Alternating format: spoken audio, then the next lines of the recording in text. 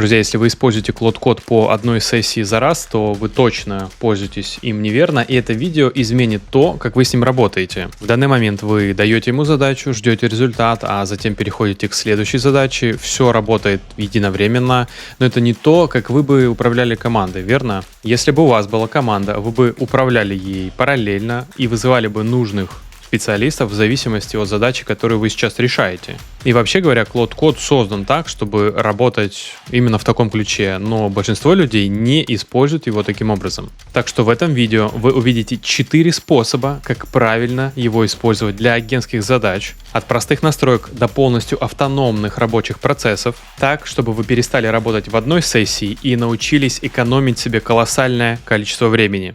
Друзья, только у меня для вас базовые условия. Вам необходимо подписаться на этот канал, оставить лайк этому видео, написать какой-нибудь комментарий для того, чтобы это видео увидел как можно больше людей. И обязательно заскакивайте в нашу про-группу с мастер-классами по Claude, по Antigravity, по NVCMN и другими про-материалами для того, чтобы развиваться в сфере искусственного интеллекта. Погнали смотреть дальше. Начинаем мы с самого начала, как водится, с паттерна номер 1, и это последовательный поток. Это именно то, как он называется. Вы открываете терминал, запускаете сессию Claude, и каждая задача, которую вы ему даете, строится на основе предыдущей. У нас есть здесь мы назначаем задачу, затем переходим к следующей задаче, и как только завершена первая, переходим к следующей, ну и так далее, к следующей. И наш общий контекст со временем растет. То есть он строится на контексте, который мы дали Claude на протяжении всех наших задач. Это может быть что-то вроде «создай мне сайт», Claude создает его как первую задачу или его первую версию. Вы говорите «добавь главное изображение на первую страницу», «добавь какую-нибудь форму». И все это будут разные задачи, но которые с собой опираются на самую первую задачу. То есть вторая задача будет сильно зависеть от результатов выполнения первой. Третья задача будет зависеть от того, что получилось на результатах первой и второй совокупно. И все это будет жить в едином контексте нашей сессии работы с Claude. Может, кстати, показаться, что вы в этом кейсе не используете никаких субагентов, но вообще-то у Claude есть встроенные инструменты и субагенты. Поэтому даже в этом одном диалоге нашей сессии с Claude мы запускаем своих субагентов, вернее, Claude делает это за нас. Эти субагенты помогают фактически выгружать часть контекста в нужное время, выполняют задачи быстрее и эффективнее от вашего имени, и вы увидите, как они появляются в терминале. То есть, с вашей точки зрения, это все один поток диалога, а для Claude это прямо сессия работы с разными субагентами. Теперь действительно важная вещь, которую нужно понимать про такой подход, это все работа последовательная, мы работаем в контексте, и у контекста есть свой лимит. Это есть окно контекста, которое может быть использовано в рамках данной сессии. Чем дольше мы работаем в одной сессии, тем больше будет накапливаться контекст. В какой-то момент Claude начнет забывать, упускать вещи, не сможет их найти, и это называется протуханием контекста или context rot. В этот момент вы увидите, как Claude или вы сами начнет использовать либо очистку контекста, либо компактование контекста, чтобы помочь вам сохранить, скажем так, резюме разговора в этом контексте. И в конечном итоге с этим подходом мы все равно упираемся в некоторую стену, когда много работаем в рамках одного контекста. И тогда нам нужно переходить к паттерну номер 2.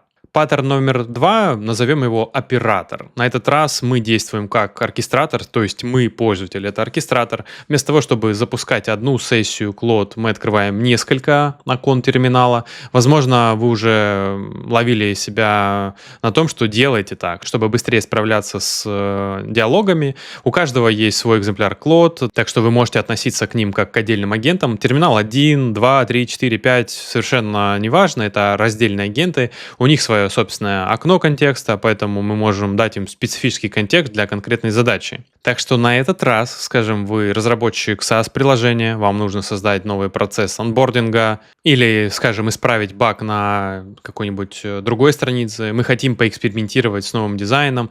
И все эти упомянутые задачи не зависят друг от друга. Это одна из причин, почему мы можем оркестрировать их совершенно в раздельных окнах терминала, которые не раздувают контекст друг друга.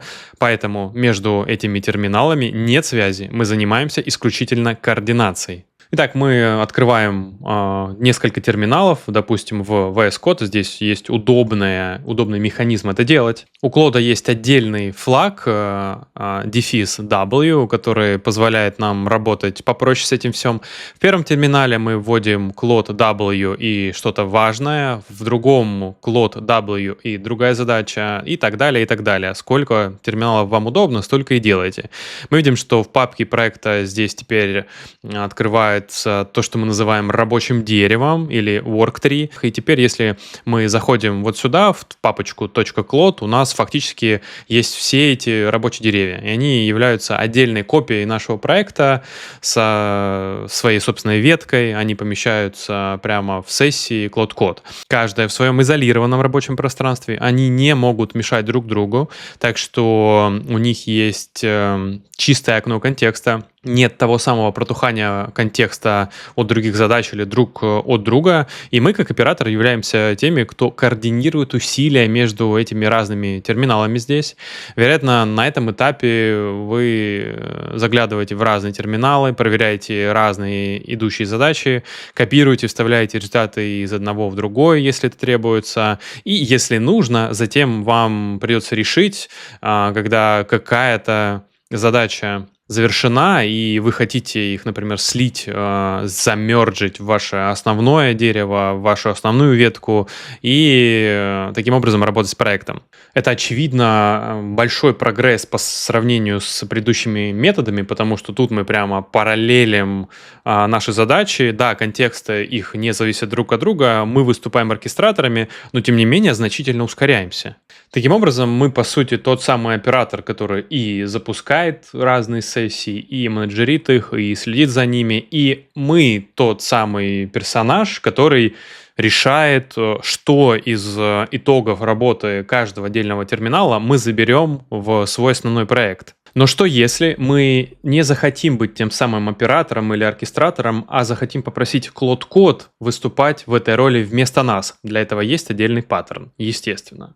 Итак, третий паттерн — это паттерн субагентов. И вот где становится действительно интересно, потому что основная идея заключается в том, что в рамках одной сессии Cloud Code в одном терминале сам Cloud может разделить работу между несколькими субагентами, которые затем работают параллельно. В данном контексте от нас требуется всего лишь создать несколько субагентов, описать их роли, описать их некоторые исходные состояния. После этого мы работаем прямо на практике. Мы даем Клоду задачу, Клод анализирует эту задачу и понимает, что можно разбить на независимые подзадачи. Затем он распределяет их по нескольким субагентам, каждый из которых работает в собственном окне контекста, каждый сфокусирован на своей конкретной части работы. Затем, когда все готово, он автоматически объединяет все эти результаты и выдает вам финальный ответ. Так что в фоновом режиме происходит много вещей, о которых нам не нужно просить вручную. Тут есть лимиты. На данный момент Клод не может вызывать вот в такой параллели больше, чем 10 субагентов. Если будет просить больше, он просто будет ставить их в очередь и ждать, пока какие-нибудь из предыдущих субагентов закончат свои задачи. Но здесь есть одно критическое ограничение. Эти субагенты могут отчитываться только перед главным агентом, они никак не общаются друг с другом. Таким образом, субагент 1 и субагент 2 понятия не имеют, что вообще делают другие. Это такая методология, где главный агент или наш основной агент, через который мы взаимодействуем с Клод, действует как центр принятия решений. Он получает информацию от субагентов, передает эту информацию дальше, туда-сюда, между ними. Клод, естественно, ищет всех своих субагентов в папочке Клод и решает, когда уместно переложить задачу на этих субагентов. То есть он автоматически использует их, когда считает, что задача совпадает с описанием под субагента. Ну или мы можем прямо в нашем промпте сказать «используй конкретного субагента раз, два, три». И тогда Клод в рамках своей сессии прямо будет их пытаться использовать для решения ваших задач. Вообще говоря, это прекрасный паттерн, который работает отлично и, в принципе, приносит хорошие результаты. Но что если у вас есть, допустим, субагенты я не знаю, ну, фронт-энд разработчик, субагент, бэк-энд разработчик, и вам необходимо, чтобы в рамках работы своей они общались не только с родительским агентом, передавали ему контексты, но и могли бы между собой также прокидывать контексты. И здесь на сцену выходит паттерн номер 4. Паттерн называется это команда агентов или agent teams. Команда агентов — это, по сути, команда, как это и звучит, которая может делиться находками, перебрасывать друг между другом разные контексты, вызовы и, в принципе, кооперироваться вместе. Способ обмена информацией — это некоторый общий список задач. Они больше не взаимодействуют с лидером команды постоянно, который является нашим основным оркестратором. Они взаимодействуют с этим общим списком задач. Агент 1 понимает, какие задачи выполняет агент 2, ну и наоборот. Они могут отправлять сообщения между собой. Это самый продвинутый паттерн координации. Это новейшее добавление Cloud Code, и это действительно поворотный момент для сложных проектов, но использовать его следует только в сложных проектах, потому что расход токенов чрезвычайно высок. Когда у вас есть перекрестное сотрудничество между агентами, это реально занимает и выжигает очень много токенов. Сейчас это все еще экспериментальная функция, она вышла вместе с Opus 4.6, так что нам все еще нужно отдельно ее включать, добавив флаг в наш файл settings.json, именно вот такой флаг, и вам нужно добавить его как переменную окружение сюда, в этот файл. Итак, как только она включена, вы просто говорите Claude в вашем промпте, что хотите использовать команду агентов. Вы заходите, описываете нужную задачу, описываете структуру команды, или Claude сам определяет структуру команды, затем Claude создаст эту команду, породит членов, скажем так, этой команды и скоординирует их работу. Теперь, как я уже упоминал, они используют значительно больше токенов, потому что у нас есть весь этот обмен контекста туда-сюда между общим списком задач и лидером команды, то есть нашим главным агентом. И каждый член команды — это полноценный экземпляр Cloud Code со своим собственным окном контекста, так что в него передается часть основного контекста из этого общего списка задач и лидера команды. И по грубым оценкам, ну, будет затрачено где-то в 5-7 раз больше токенов, чем при одиночной сессии, когда вы фактически используете команды агентов. Но что здесь действительно важно? Вам не нужны команды агентов для большинства ваших задач. К ним стоит обращаться только тогда, когда субагенты или даже одиночная сессия не могут справиться с работой. Итак, вот они, 4 паттерна, агентских паттерна, которые позволяют вам ускоряться и улучшаться в работе с Cloud Code. Если вы только постигаете Cloud Code, хотите постичь его, познать его базу, то обязательно проходите наш мастер-класс по Cloud Code. Ссылка будет в описании. Обязательно оставляйте комментарии, какие паттерны вы уже используете, либо какие вам подходят, какие не подходят, может быть, какие-то собственные нововведения и находки вы используете. Будет очень интересно про все это почитать. До скорых встреч!